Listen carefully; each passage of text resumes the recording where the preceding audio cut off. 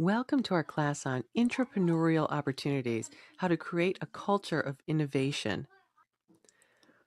As a recap, over the first half of our class, we developed our market trends and researched our industry. We defined the pulse of our organization through a SWOT analysis and the impacts of external influences in our pest evaluation.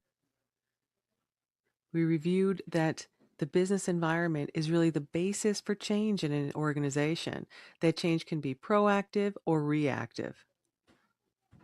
This week, I want to focus on strategy within the organization. And quite frankly, reactive change is not acceptable. And let's review why that's the case. When you have to react to things that you didn't plan for, that costs money that you didn't plan for. So you lose money in the process.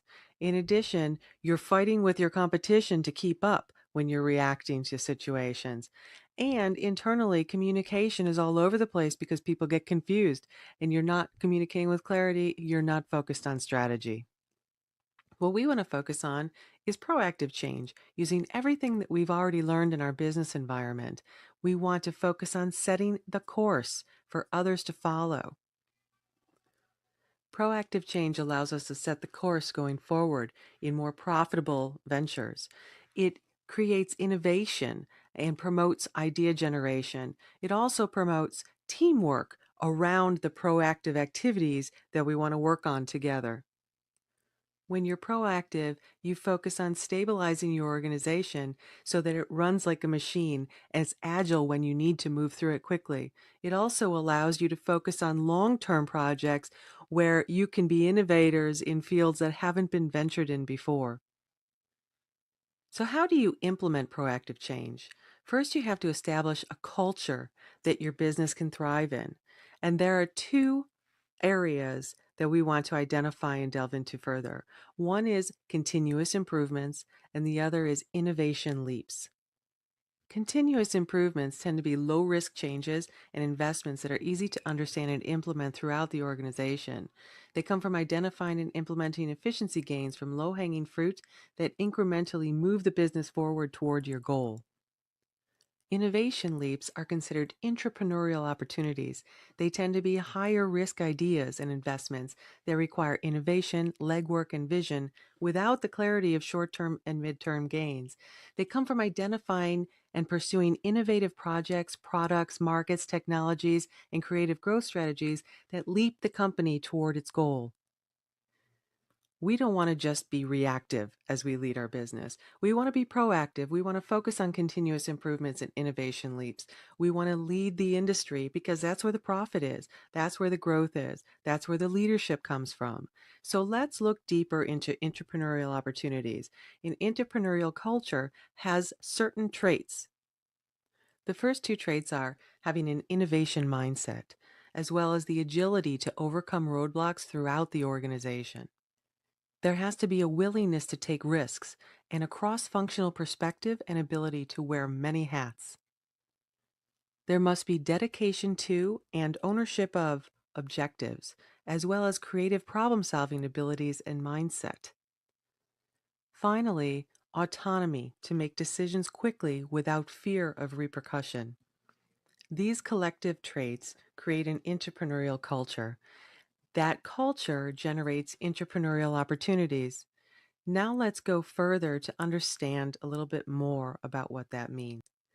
Intrapreneurial can be better understood in contrast to entrepreneurial, a term we're probably more familiar with. Intrapreneurial opportunities are dependent on an existing organization where individuals start something new within the boundaries of an existing business with the intent to positively impact that business, sometimes pushing the boundaries. Whereas entrepreneurial opportunities are independent of any existing organization, where individuals start something new without boundaries of an existing business or impact to a business. This could be an individual going out on their own to start a new company, or an existing company creating a new entity to run as a startup. This week, we're focused on developing intrapreneurial opportunities for our own business. In our reading material, we'll review strategies used to develop an entrepreneurial culture within smaller family-owned businesses, large, well-established, successful corporations, as well as multifaceted organizations. There are different strategies, different issues, different cultures to deal with. So keep that in mind as you develop your perspective. In smaller family owned businesses, how do you foster an entrepreneurial culture when you have a small team that is focused on getting their day to day work done? Is there room for entrepreneurial thinking when the business is led by an entrepreneur?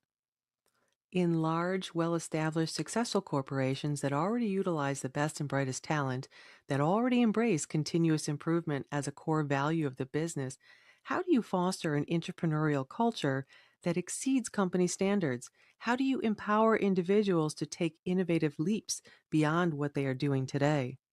And finally, in multifaceted organizations that have different divisions, operating units, or a family of businesses that grow through acquisition, how do you harness the different entrepreneurial cultures that already exist in each group to create and successfully develop entrepreneurial outcomes, shared innovation, technology, or best practice?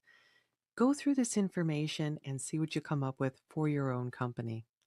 I really hope you enjoy developing your strategy as much as I'm going to enjoy reading them. This is my favorite part of the class.